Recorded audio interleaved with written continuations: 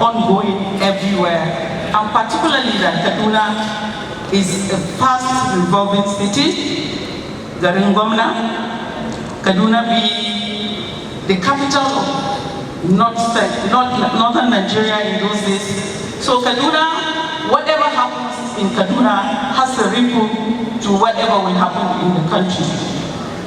And so, because it is a fast-growing city with the challenges of urban development and design, we find that a lot of waste is generated. And it's not just for Kaduna, but globally, construction waste is said to have contributed about 40% of global waste. So it means this is a very serious matter for us to tackle.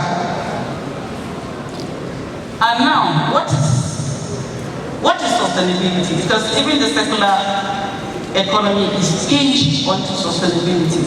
And the general understanding that we have in sustainability is that whatever current development that we are doing, they must not compromise on the future generations, their ability and capacity to be able to enhance their own development. And then the circular economy itself, it has principles or models that focuses on eliminating waste and promoting continuous reuse of resources in all urban systems. So you can see the connection. And then what are those urban challenges that we have? The urban challenges, particularly in Kaduna and other urban cities, is causing a lot of environmental and infrastructural challenges that require sustainable solutions to tackle them. I wish my slides are ready so that we can go along so we will see what we are doing. And at the end of the day, what are the goals and the applications in urban design that we are going to be looking at? So we're going to be looking at the application of sustainable and secular economy principles or models in creating resilient, efficiency, and eco-friendly urban spaces. So we are able to adopt secular economy because of the challenges, like I said earlier, of unsustainable practices within the design and then the processes and the practices within the built environment. And when we talk about design, you know we're talking about the architect. And when we talk about other processes and other construction, we know that other allied professionals are also with us. So it's not a one professional thing. So we'll even get to see later how these different professionals need to come together. So what do we do? In applying secular urban design, we're able to move forward and ensure that our designs are mindful of the end product. So it must be rooted in regenerative materials, reuse, and resource efficiency in all that we do in our design. And so that at the end of the day, we minimize or do away with waste completely.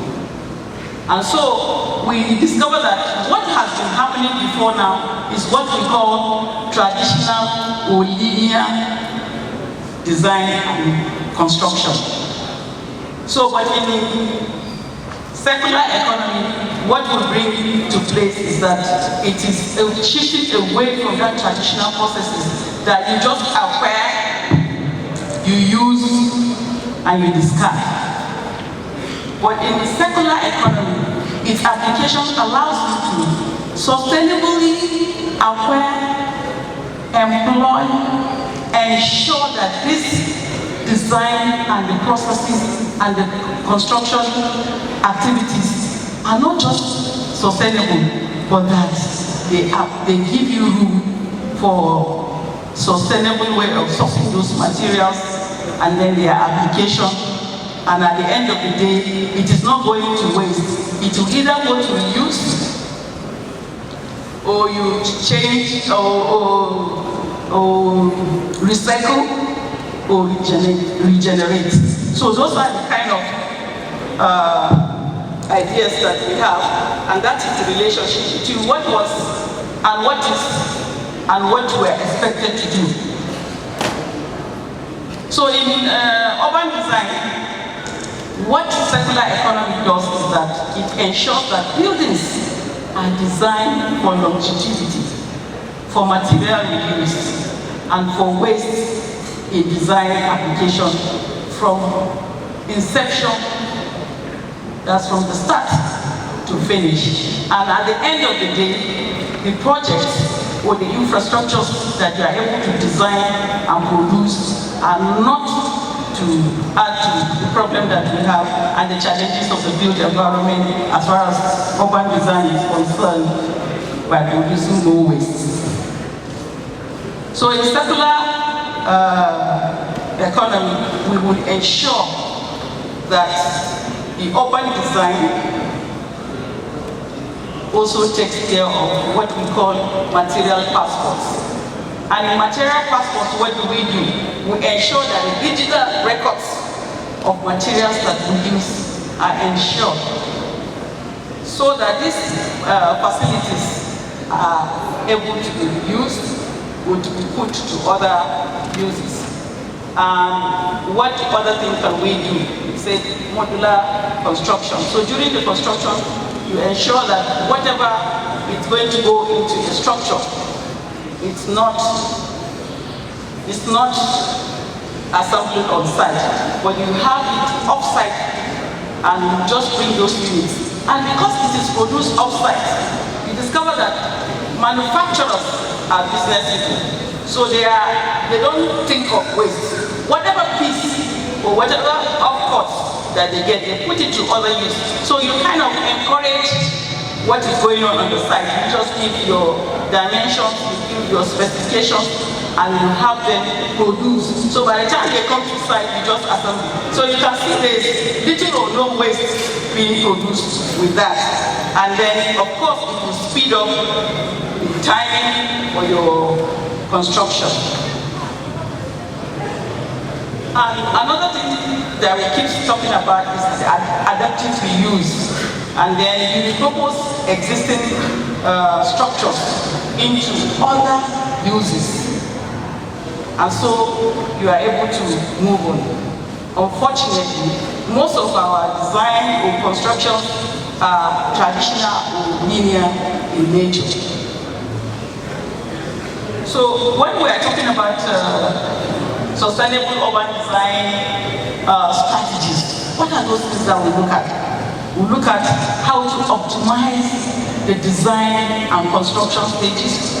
We look at how to optimize the flow, materials flows, and we look at how we rethink our infrastructure. So during design, it's not designing as usual, but that you are thinking because you now have idea of what circular economy will do and what it will not do, how it will help you. So you're already thinking before you even go into construction, and then strengthen the policies of environmental activities.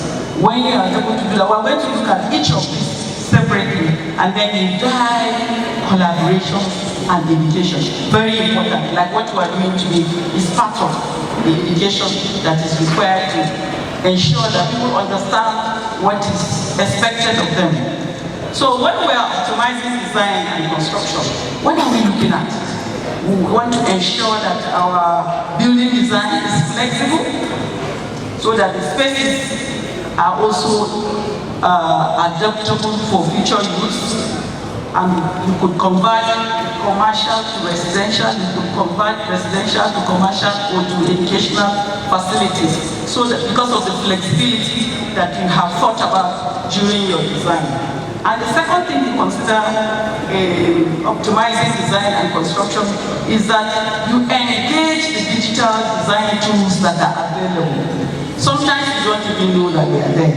And then you kind of make sure that these tools, even though they are international standard, you contextualize them so that, for instance, we have one for Nigeria, which I know there's one that is being operated upon now, but you can bring it as low as what are the indices for Kaduna in specific terms.